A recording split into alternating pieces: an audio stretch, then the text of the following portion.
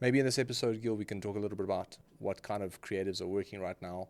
So every time you look at creatives, it's important that you think of something that will grab people's attention. So imagine, I always look at it like this. Imagine yourself on social media and you're scrolling and scrolling through tons of content out there.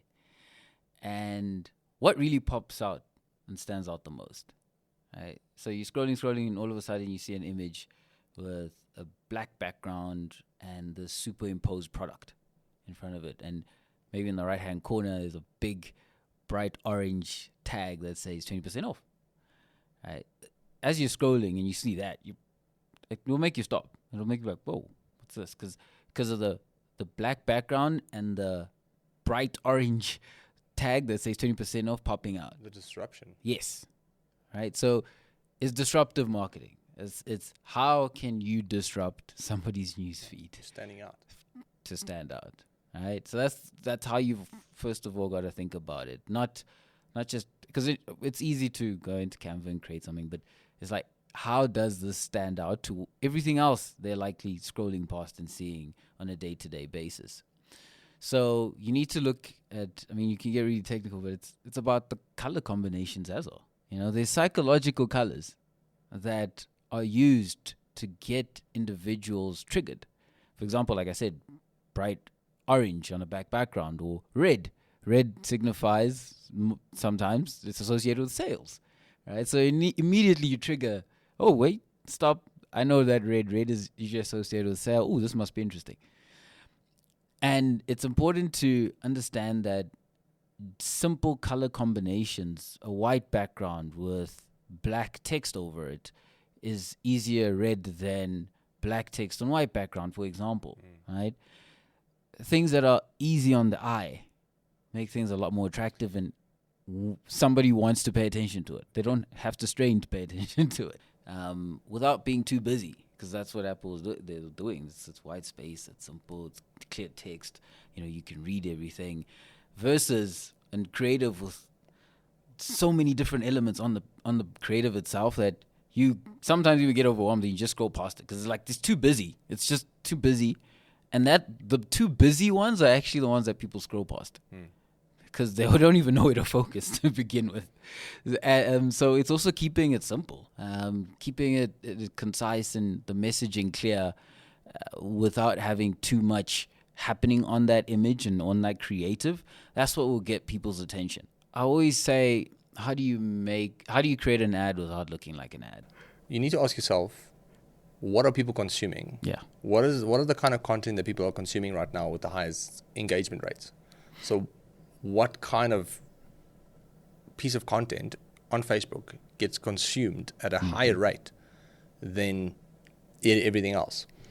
And the day we live in now is probably Reels. So Reels is one of the higher consuming, content types. And there's also themes around Reels. Like you'll see, like every 3 months, there's a specific theme around a Reel. Because one Reel went viral with that theme, then what other content creators do, they take elements of that Reel and implement it into their own content. And since we, as I ran V8 Media's ads, so since I have been looking at Reel formats, and since I've been making that as ads, our ads have just been doing a lot better purely because of the fact that the consumption rate is higher, because people stop and pay attention because it looks like another Reel that can deliver value to them. And yes, we deliver value in those Reels, so they're not disappointed, but at the same time, it also leads to an offer page. With that said, it's so important to maybe ask yourself, what are people consuming right now? What's trending right now? Then looking at creating ads that have that theme built into it. There was something we learned about, and because we're always consuming content around advertising and what's effective, what's working, what's not. And there was a gentleman he hosted one of his sessions on one of those top communities, and where they have a lot of experts come in and talk about ads. And one of the topics that this gentleman was presenting was, he called it running ugly ads. And basically what he was referring to was overly edited, done in studio settings where you can tell that it was choreographed, where there's so much meticulous detail and attention paid to this video. And then you take somebody with a smartphone who sits in this chair, someone records me, and we run them side by side, trying to put out the same messaging. Most of the time, the one that wasn't heavily edited outperforms the one that was. Dude, I see it with our own stuff as well. But yet, as brand business owners, I literally ran an ad last year, and one of our own clients reached out to me saying, I think you might want to reconsider this ad. As I respect you guys, I love working with you, and I like you as a human, you're my friend. So I really suggest that you look into recreating this ad. And I was like, oh, maybe he's right. And I went back into our ads manager and I was like, but hold on, this thing is killing it. I had spelling errors in it. Like, it was the weirdest thing. Like, I looked at it, I was like, but this isn't great. Like, he's got a point. And then I looked at the cost per lead, and it's just like the ad does amazingly well. We continue doing what we're doing as long as it gets results. And if it's getting results, then we will do that thing. Because at the end of the day, that's what we're doing. We're marketing to get results, to advertise. I know there's a certain part of some individuals who have a very different ideology and very different framework of how advertising probably should be and it should look, because there's a brand value and essence that are also built into it and how it gets communicated. Understand that, but that also has its place. But now you're going into a completely different realm. How you've pointed this out. How are people consuming content? What type of content are being consumed? The stuff that goes viral, videos that aren't necessarily the most highly edited, still resonate and still get people engaging with them. And you ask how? That is how they've become accustomed to engaging with that type of content in the first place. Yeah. So technically, the moment yours looks, this is too overly edited, it's too perfect. Like this can't come from John, Mary. I don't think I'm going to resonate with this. Yes, they scroll past it. Right? It's a dichotomy. And that's what exists. It's like, on the one end, I understand, you want the brand and you want everything to look professional, presentable, but then also you're on a platform that isn't very professional and presentable. Even our own e-commerce business that we started in June last year, like, how much time do we spend on creatives? Like, I sometimes do the creatives myself and I spend like a minute on it. And it's not even on CI. Like, the font is wrong, the colors are wrong, but the message gets across. And we've literally built that business in literally 8 months to a 600,000-700,000 rand monthly recurring revenue business. And we're going to hit 1 million probably before June. So it's like, what do you want to do as a small to medium-sized business owner? Do you want an Apple look and feel and want to be premium and have all these perfectly designed ads that you think is going to create a more premium sense of feel to your business? Which to some extent is true, but you have to understand that these companies have billion-dollar ad budgets and they can afford to pay a landing page view cost of 6 times more than the ad that you could have created on Canva that's probably not as professional. So can you afford a cost per sale at 5 times more the normal rate? And if not, then at the end of the day, think twice about what you actually need in order to grow this business, because it's most likely not highly edited, perfectly designed ads. The point I'm trying to make is that the people decide what's working or not. And the algorithm is an indication of what people want. Let's look at maybe a bit about the videos. And like you said, reels. Those are bite-sized information. It's not 2 minutes, 4 minutes long, or whatever the case may be. So when doing, let's say, video creative, what works well is having a video with a caption on the video, actually. Okay. Because what that does is it's going to signal to the person who's going to come into contact with it what it's about.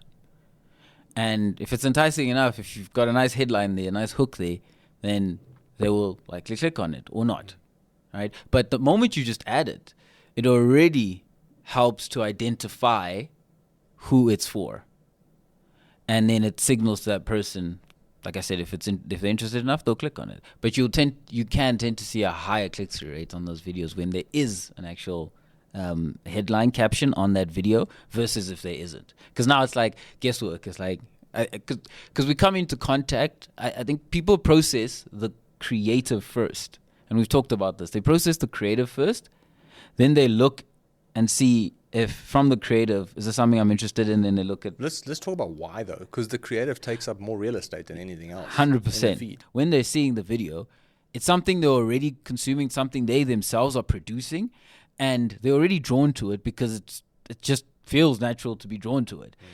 Images themselves, the image that they post is going to actually dictate whether I'm going to pay attention to what they've said.